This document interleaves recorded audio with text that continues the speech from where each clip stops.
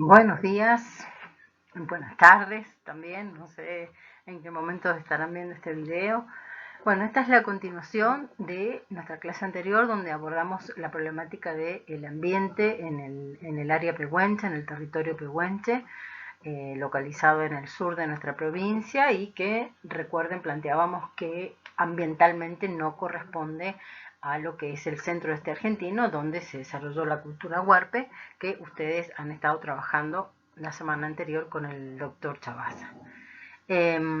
Vamos a hacer un abordaje ahora de lo que culturalmente sabemos de estos pueblos a partir de los registros arqueológicos, los registros etnohistóricos eh, y los registros documentales que tenemos de la conquista.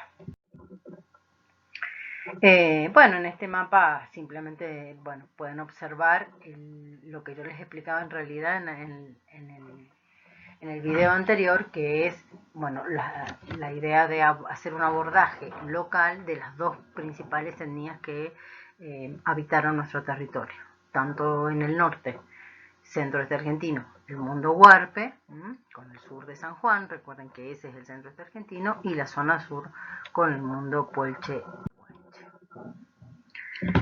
Bien, hemos definido para todas las áreas culturales que hemos abordado las estrategias adaptativas que la ecología cultural a través de diferentes modelos teóricos ha propuesto para entender la supervivencia de esas sociedades en esos lugares. Tenemos que tener bien claro que puelches y pehuenches eran bandas de cazadores recolectores que practicaban una transhumancia estacional. O sea que hay como una movilidad que tiene que ver con la disponibilidad de los recursos que los diferentes ambientes le ofrecen a los pueblos. Durante cierta parte del año, a fines del verano, los bosques de araucaria son el lugar de residencia principal y en el invierno se establecen a orillas de ríos y lagunas y en el otoño al pie de las montañas para poder cazar. Esto que tienen aquí, no lo puedo correr ahora que está haciéndose el video, es una definición muy interesante que está disponible, allí ustedes tienen la dirección de consulta web, sobre los aborígenes de Cuyo, se llama la obra, ¿no? La definición que da del mundo pehuenche. La van a poder leer, yo no me quiero demorar leyéndoselas en el video, pero es muy interesante, piensen, la descripción que se hace del pueblo y la valoración que se hace. La mayoría de este tipo de documentación etnohistórica tiene como esos dos elementos. Si bien está el componente descriptivo, que tiene como un valor adicional para las investigaciones, también está la cuestión valorativa. Es un buen ejercicio, digamos, por eso les puse este fragmento de fuente, para que ustedes pudiesen hacer esa distinción, digamos, ese ejercicio que hacen los etnohistoriadores para diferenciar y para calificar, incluso para cualificar la fuente que están consultando. Pueden ver que incluso hay allí diferencias hasta en la ortografía. Pehuenches no está escrito con H, está escrito con G, como definición, digamos, ¿no? Como concepto a definir, y después ya en el texto retoma la idea de Pehuen, de la H intermedia. Y dice también Pehuenche, que de los dos modos aparece escrito este nombre en la información sumaria de 1658, está haciendo referencia a un documento del siglo XVII. Bueno, y sigue, dice, estos eran valientes, indómitos, ahí empiezan las valoraciones, astutos, rapaces y crueles.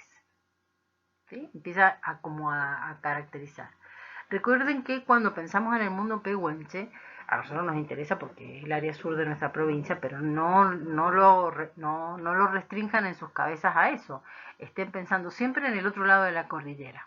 Estén pensando en el mundo chileno también, con la presencia de pueblos que en esta transhumancia estacional están yendo y viniendo también, ¿no? De un lado a otro. La cordillera no aparece como una barrera para el mundo pehuenche, cosa que sí lo era a lo mejor en el norte, principalmente por la altura. Recuerden que los puntos más altos de la cordillera principal se encuentran en el norte. Y hacia el sur la cordillera va disminuyendo su altura y va teniendo diferentes características climáticas que permiten o facilitan la circulación de los pueblos, ¿no? de la gente. ¿Qué se ha dicho básicamente ustedes van a tener como bibliografía principal, ya lo dijimos en la parte ambiental, a la doctora Prieto, el trabajo de la doctora María del Rosario Prieto.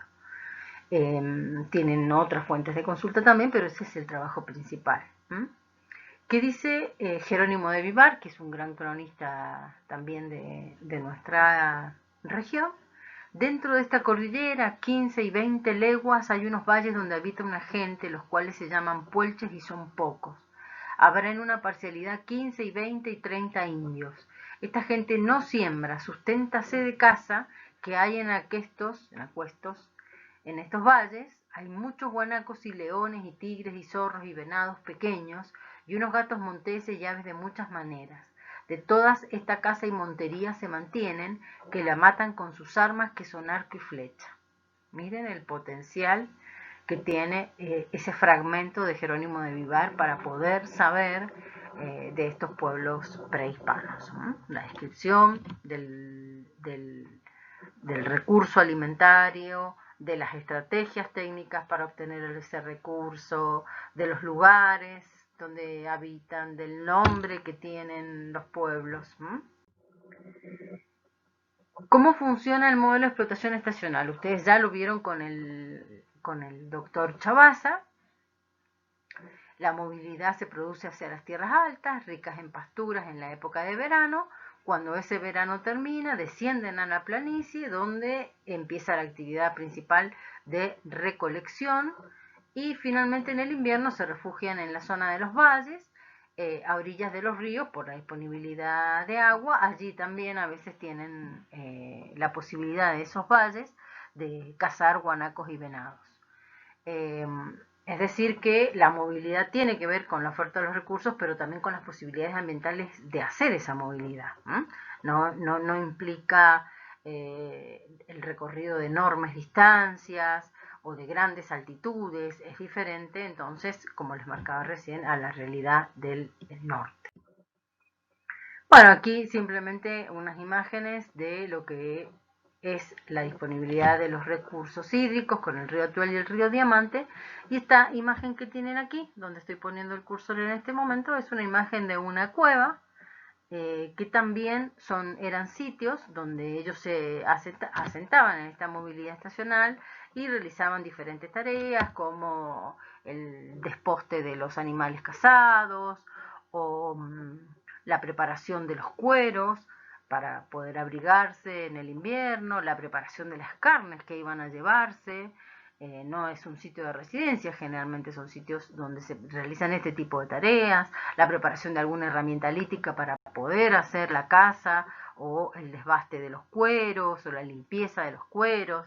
¿Sí? Este tipo de sitios arqueológicos son como muy potentes en la información que nos dan de esas sociedades. ¿Qué pasa con la sociedad y ese ecosistema?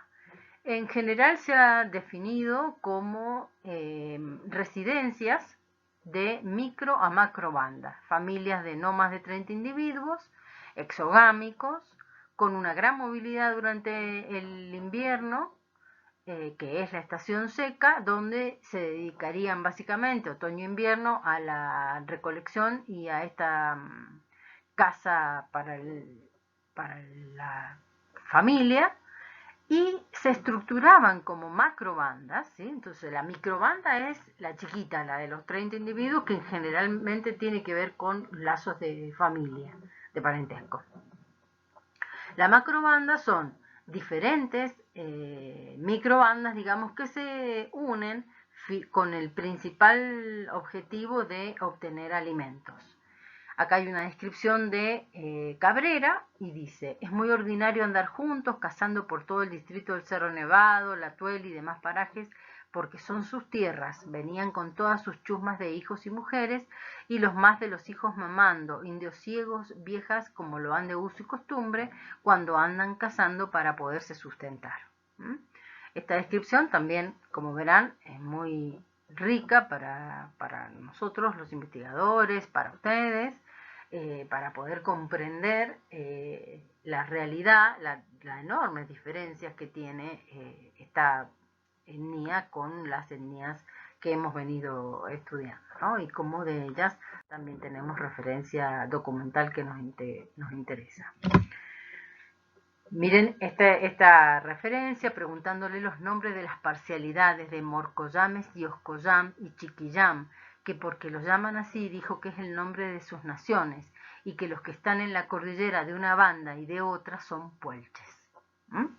Nuevamente la cordillera, otra vez aquí, no aparece como barrera, sino como una zona más de transición de cada una de estas poblaciones.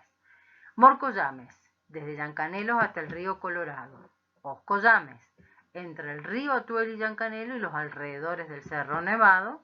Chiquillames, adelante del río Diamante hasta la cordillera. Como verán, la referencia siempre es hacia la cordillera. La referencia, ¿por qué? Porque la cordillera y detrás del otro lado de la cordillera, lo trasandino, digamos, también tiene que ver con esta idea de pueblo o de nación o de banda que domina. En este catálogo de lenguas hay una definición de los puelches, así como la que vimos en los pehuenches recién. Dice: los puelches o puelchos en Buenos Aires, llamados serranos porque viven en las sierras o montañas de Volcán, Casuati y Cairú, que están al sur de Buenos Aires a la distancia de 100 leguas y casi en el grado 28 de latitud, son chilenos y hablan la lengua araucana, que es propia de estos. En el año 1746 se formó una misión de los puelches llamada Nuestra Señora del Pilar, y su establecimiento duró solamente 5 años. En Chile hay una nación llamada de los puelches, de las cuales el señor Abate Molina, que es un gran historiador chileno, de la línea más tradicional, digamos, de la historia chilena, da cuenta de ellos. La palabra puelche en la lengua de los puelches significa oriental, de los puelches de Buenos Aires. Miren el tema de la movilidad que generó la estrategia de las misiones, ¿no? Que tenían diferentes órdenes religiosas, principalmente los jesuitas. Estas imágenes que ven acá las tienen disponibles en el sitio de Memoria Chilena. Me pareció muy interesante poder mostrárselas, primero porque tenemos una escena de posible caza de fines del siglo XIX. Como ven, ellos ya están a caballo. El caballo es un animal que trae el español, pero fue un elemento cultural que muy rápidamente los araucanos en general adoptaron para su movilidad. Y tienen también una caracterización del ambiente, del entorno ambiental donde estos pueblos se desarrollaron. Y la imagen que tienen aquí a la derecha, ¿sí? A mi derecha, es una imagen de una mujer, una pehuenche, envuelta en esos cueros que yo les decía que eran tan importantes en los sitios de alta montaña, que eran donde, en las cuevas donde ellos casi realizaban la caza generalmente, a veces en el valle también. Esos cueros tienen una función no solamente de proteger del frío, sino también de la lluvia, porque la parte del cuero que no tiene la piel está aceitada, digamos, por la misma grasitud del animal, y funciona de alguna manera como si fuera un cuero impermeable. Factores negativos del modelo. Yo creo que cuando nosotros vimos Andinoamérica, yo les marcaba, cuando veíamos tanto el modelo serrano como el modelo costeño, las críticas o los aportes o las diferencias que tuvieron algunos investigadores con tanto Murra como Rostowski, como las dos grandes cabezas de los dos modelos, ¿no?, en el área andinoamericana. Bueno, se ha hecho una mirada también crítica sobre este modelo para explicarlo aquí en nuestra región, ¿no? Uno de los factores negativos del modelo serían estas enormes distancias que debían ser recorridas para acceder a los recursos, ¿no? Recursos, eso se da principalmente en el norte. Esos recursos a su vez estaban sujetos a las precipitaciones. Esta condición ambiental es muy importante porque limita de alguna manera las posibilidades no solo de la movilidad de los grupos humanos, sino también de los propios animales. Hay una fuerte dependencia del recurso faunístico, sí, es así, ellos dependían básicamente de las carnes, por eso las actividades de caza se daban tanto en la época del otoño como la época estival, y en los diferentes ambientes. O sea, siempre que se pudiera cazar, se cazaba porque es el principal recurso. Y como les digo, no solamente por las carnes como un recurso alimentario, sino también por las pieles, por los cueros, por los huesos, que tienen la función básicamente de ser herramientas. Entonces hay una gran dependencia del guanaco. Cáñamo para el carcaje en la cabeza de las flechas, también se fabricaban cestos, madera de algarrobo para el soporte de los toldos. Los ñandúes no solamente eran apreciados por su carne, sino también y sus plumas, sino también por los huevos de ñandúes que tienen una función alimentaria. El sur presenta zonas de salinas, así que la sal cumple una función importante como elemento para el intercambio de estos pueblos. Aquí tienen otra imagen de memoria chilena de lo que sería una toldería en realidad. Aparece ya un caballo, así que perfectamente podemos pensar en que es una imagen del siglo XIX. Y este registro, digamos, de comunidad en cuanto a su vestimenta, que es el que hemos venido describiendo. Me parece algo más que yo les quería agregar, que es muy interesante. Bueno, aquí van a tener la bibliografía y una bibliografía optativa que les he puesto disponible. Me parece que es muy interesante que ustedes puedan hacer a modo de síntesis una caracterización bien clara en su cabeza de cuáles son los tips culturales, los elementos culturales principales, tanto que se dan en el norte como la periferia de ese Tahuantinsuyo, digamos, ¿no? Que va a ser el Coa, y las características que se presentan en el sur, y cómo el ambiente está condicionando los comportamientos culturales de cada una de estas etnias. Entonces es importante que eso lo tengan en la cabeza. Y me parece mucho más importante, no solo que lo tengan claro por nuestra asignatura, sino porque estos contenidos ustedes los van a enseñar en la escuela secundaria, especialmente aquellos que están estudiando para el profesorado. Y aquellos que van a ser licenciados, bueno, porque son conceptos que tienen que tener claros para formular sus preguntas de investigación o sus propios proyectos de investigación, y ni hablar para aquellos que están haciendo la licenciatura en arqueología, que, bueno, tiene un interés en sí mismo el tema. Bueno, como les he dicho en todos los encuentros que hemos tenido, estoy disponible para cualquier duda, para cualquier comentario, cualquier dificultad que surja, no duden en escribirme, así yo puedo ayudarlos. Que tengan buena tarde, cuídense todos y espero que estén muy bien.